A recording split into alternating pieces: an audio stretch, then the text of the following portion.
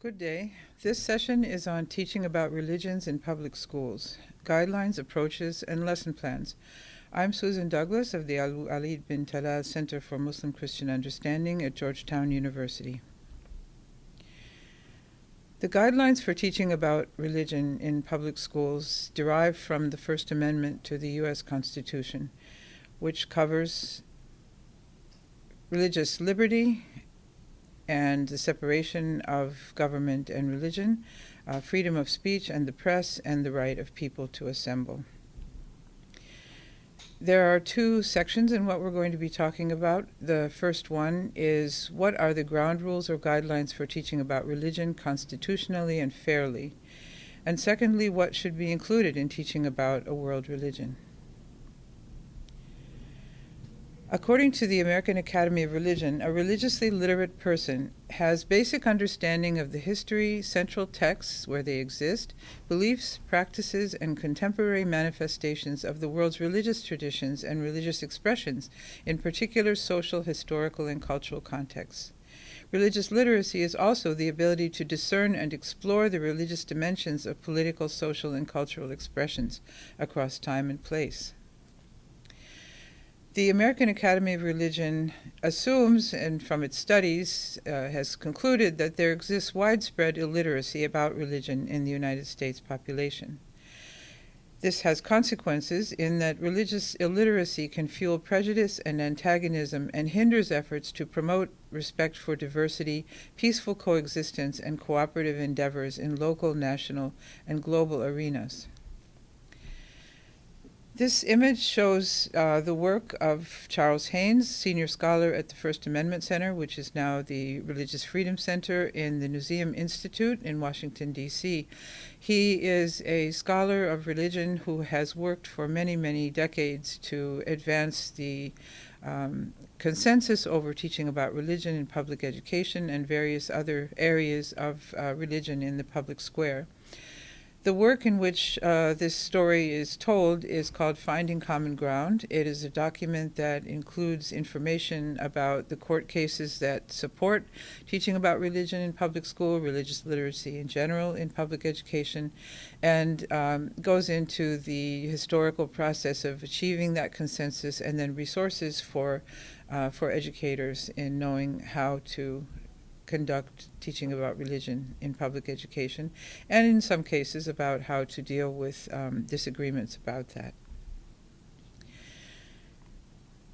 The First Amendment Center guidelines for religion in the curriculum have a long history, which begins mainly in the 50s among theologians who, I guess you could say, were dissatisfied with the state of affairs, that one didn't feel comfortable talking about religion at all in the classroom. One of the cartoons in Finding Common Ground shows a teacher teaching about Thanksgiving and writing the word religion on the blackboard with a 10-foot pole.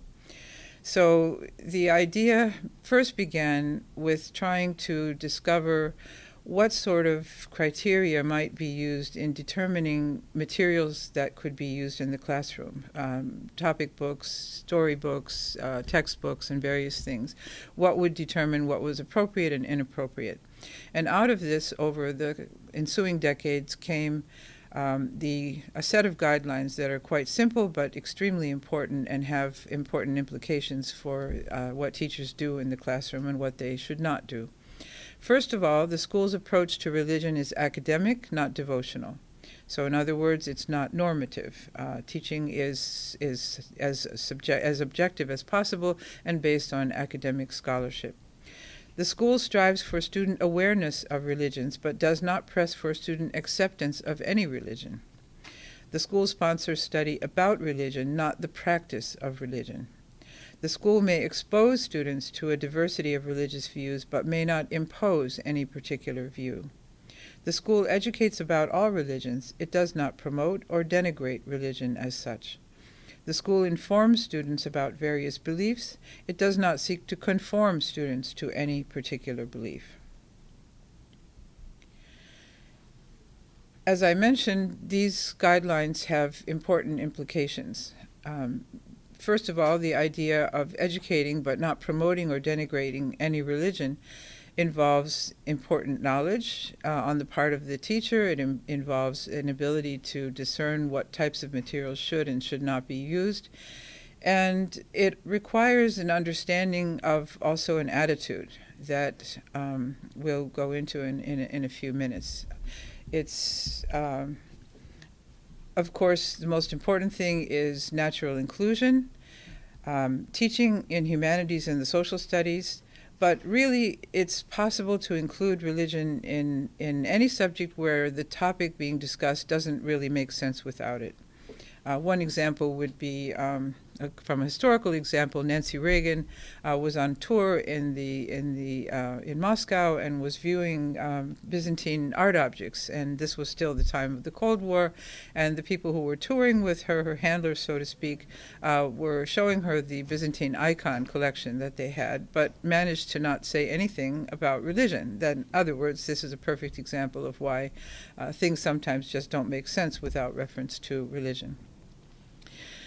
The probably trickiest area of implications for the guidelines is the mandate to provide fairness, accuracy, and balance.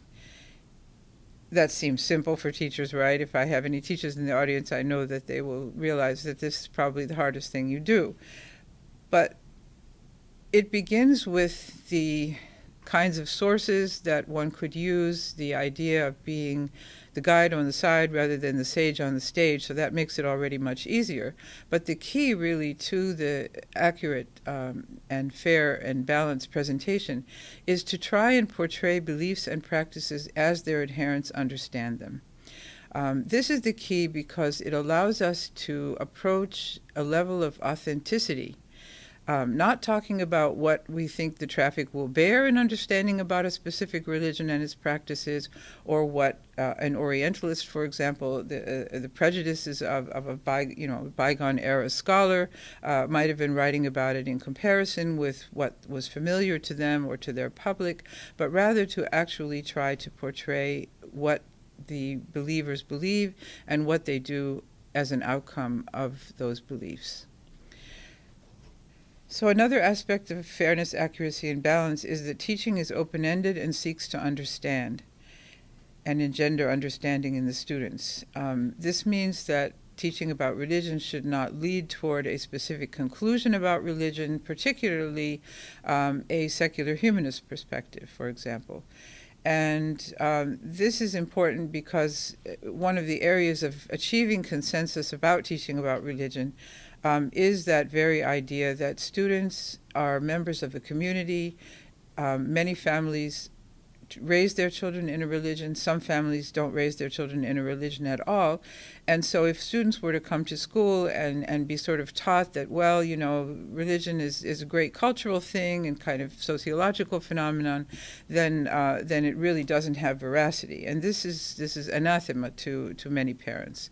So the idea of being open-ended about it and understanding what people do, because what we're doing here is teaching the story, the history of stories told. And this is an opening to understanding scripture, to understanding all sorts of behaviors and practices and documents and even artworks and architecture. So, and as a corollary to that, this teacher should state no religious or irreligious views. And this does not mean that a teacher cannot reveal their own religious leanings. It simply means that it shouldn't be put out in the form of implications like truth claims or taking a stand in that way. It should simply be open-ended. As for the content, respect for differences and respect for the integrity and authenticity of a religion is only going to work if we understand that in the classroom, religious truth claims may not be made nor denied. There should be no judgments about whether a prophet was actually a prophet or whether what they brought was actually revelation. What we're looking for is to understand that people did consider something revelation, or they didn't, or they believed in certain gods, or they didn't, or in some, any of these kinds of things. But we cannot make these truth claims in the classroom. what we do in order to be authentic and come right up to one another with this direct discussion of what religious beliefs are held and what practices come out of that is to use words of attribution to avoid personal judgments. A perfect example of that would be a truth claim would say that Muhammad, the prophet of Islam, received revelation from Angel Gabriel in a cave outside of the city of Mecca. That is a truth claim. A way of explaining it that involves attribution is that, according to the Quran, the scripture of Islam, and according to what Muhammad, the prophet, told the people when he, in public, was that he received revelation through the angel Gabriel in the cave. That is a statement of historical fact, and it distinguishes very much from a truth claim. This set of guidelines involves anyone and anything that comes into the classroom. So if a teacher wishes to invite guest speakers to the classroom, they should be people who have an academic background of some kind. They would need to understand the guidelines, and they should be able to discuss objectively the religion that they're invited to present, and they should understand also very much about not providing a sort of overview of truth claims, except, as we said, in the way that they're attributed. So any kind of introduction to any religious leader should know very well what the guidelines are and actually have them in writing. Faculty from local colleges and universities can be excellent guest speakers who can work with public school students, but they should be aware to do so on their level and, again, be aware of the guidelines. In fact, I think it's a very good idea in classes, at least at the secondary level, possibly even upper elementary, to explain to one's students at the beginning of a year in which teaching about religion takes place, what are the guidelines within which we work. There are also pamphlets that can be given to parents in both Spanish and English, as a matter of fact, on back-to-school night that explain the guidelines and that can dispel all kinds of fears about, are we proselytizing? Are we stepping over some kind of lines? Is it forbidden to speak about religion in the classroom, and so on? So everyone gets on the same page, and the teacher avoids being between a rock and a hard place. By the same token, it's a very good idea if school administrators are fully aware of what the guidelines are. And again, there are guides for teachers and guides for parents and guides for administrators that are published by the Religious Freedom Center and in the Museum Institute. Religious leaders in the community can also be a resource, but we have to remember that they have commitments to their own faith. And again, they need to understand how to speak to a group of students and what they can and cannot do. Many of these people may be folks who work in interfaith already, interfaith gatherings, so it shouldn't be too difficult. But if there is a speaker who doesn't seem to understand this, it's better to choose another one. Another area that has come up in the courts and has been quite controversial is the practice of role-playing to teach about religion. It's pretty simple. Teachers have lots of tricks in their tool bags for getting students to sort of inhabit a material that they're trying to work on, but as a rule, role-playing of religious practices should not take place in public schools under any circumstances, and for three reasons. First, role-playing runs the risk of crossing the line between teaching about religion, which is constitutionally fine, and school-sponsored practice of religion, which is unconstitutional. So the fact that one would simply be simulating these things violates students' religious liberty or freedom of conscience. Even if students volunteer to do so, many parents don't want their children play-acting a faith not their own. So in other words, you're asking when you're doing role play in some way or another, which often are not very well prepared anyway, in the sense that students don't go deep enough to authentically role play in even historical things that have nothing to do with religion. But in this case of religion, you're actually asking students to inhabit a belief system that they do not or may not hold. Third, simulations or role-playing trivialize or oversimplify the religious tradition being studied. Instead, teachers can use audiovisual resources and primary sources to introduce students to the ceremonies and rituals of the world's religions and stories told by adherents of those religions, which can quite adequately portray the ideas that then can be discussed in the classroom. The next section of this talk is about a recently produced document for the C3 Framework, which is the College Career and Civic Life document for teaching social studies produced by the National Council for the Social Studies. The Religious Freedom Center, in collaboration with a writing team from across the country, has produced a supplement to this document, which is about teaching about religion. This has been done also in collaboration with the American Academy of Religion. It has basically 3 sections that produce a guide for teachers: premises and methods of inquiry, distinguishing between devotional assertion and academic study, applications of the model under the rubrics of beliefs, behavior, and belonging, and critical inquiry modes, the kind of sources that are used, the sort of representation of religion, and the evidence that is used to support historical arguments about them or discussions of contemporary life. The C3 Social Studies Framework Supplement on Religion identifies 4 approaches to teaching about religion that are commonly represented in textbooks and other material. A historical approach, the literary approach, sort of Bible as literature studies, as an example in the Christian tradition, traditions-based studies, and cultural studies approaches. Teaching about religion, however, should embody whatever approach, disciplinary approach it takes. It should embody 3 premises. First, religions are internally diverse.